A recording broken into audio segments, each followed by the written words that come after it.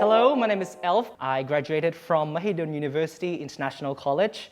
Now I'm working as a diplomat at the Ministry of Foreign Affairs of Thailand.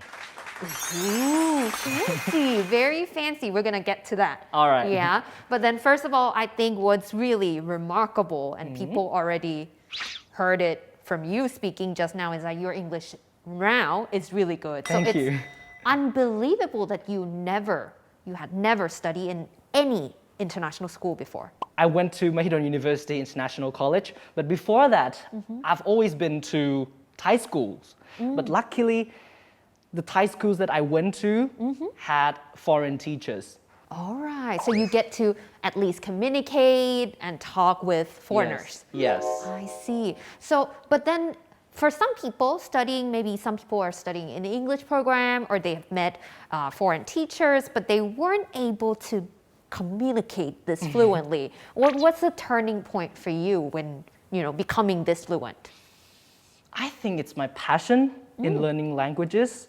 I always love language and culture, and I learned English as my second language, I think, since I was 2 years old or something like that.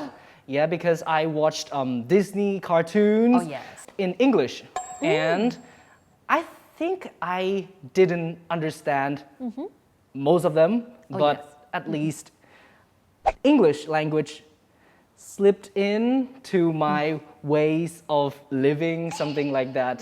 So do you need like intensive studies before enrolling into MUIC?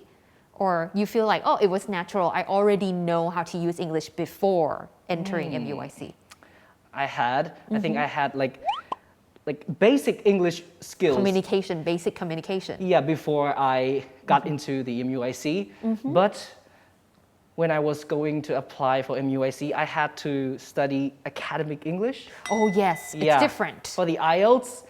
Yeah, so I think that was the turning point for me for knowing a more difficult version of English. Right, which is like another set of vocabulary, sentence structure. Essays. Because you have started learning English since very young on your own as a passion. Yes, right? yes. So now having to learn it for academic English, do you have any tips to share with young people wanting to study in international program as well?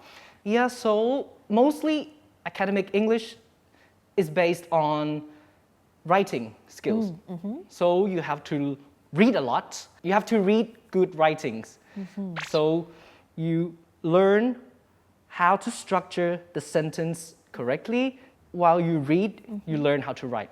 Oh, that's a great tip. As for me as well, I was really struggling because we were in the same major, social science, right? Social science students. And then of course, reading helps a lot with writing. And for us, we need to read a lot of papers and write a lot of essays.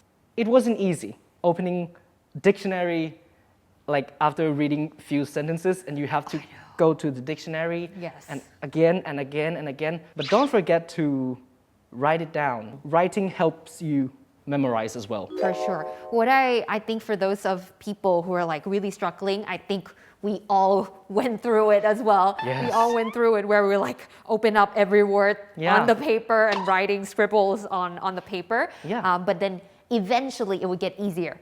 That's something that you can assure to Nong watching this. And still, nowadays, I still have to do that. I come across new words, once in a while. So you have to do it, maybe all your life, because new words are being born every day. So it's a gradual process. But then you keep getting better. You keep getting better. So we should definitely talk about your current job. You're currently working at the Ministry of Foreign Affairs of Thailand. And you also did an internship at the embassy, right? Can you tell us a little bit about that experience? So I had the opportunity to did my internship at the Royal Thai Embassy in The Hague for 3 months. In the Netherlands? In the Netherlands. Wow. Yes. It was like a dream. What was some of the memorable experience you had there in the Netherlands? I think it was the Thai cooking class for the lady ambassadors and the female spouses of the ambassadors.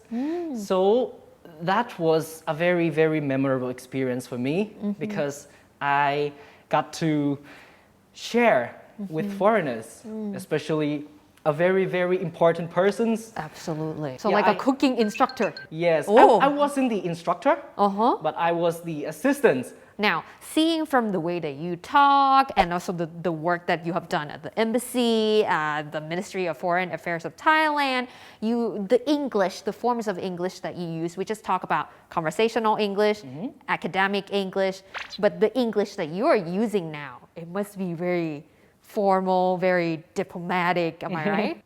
I think you have a variety of English levels. I know. Yeah, so you have to know how to communicate appropriately according to time and place. If you have to meet people around the same level, you just use casual language. But if you have to meet the ambassador, if you have to talk with the ambassador, maybe you have to use a more formal language, something like that. So in English, there are many, many areas and contexts to explore, Yes. right? So it's not just like, oh, I'm already great at conversational English and then you're going to be great at academic or diplomatic or something like that. So there's always rooms to grow. Yes, yes, yes. That's amazing. Now, apart from your amazing profile, the work that you have been Thank doing, you. and I'm pretty sure if you have been, following Mahidol, or Yeah. if you have been in MUIC, I think you probably have seen his face around emceeing, doing a lot of activities. You did a lot of international activities, right, Yes. Elf? And maybe can you share maybe some examples of the activities that you have done?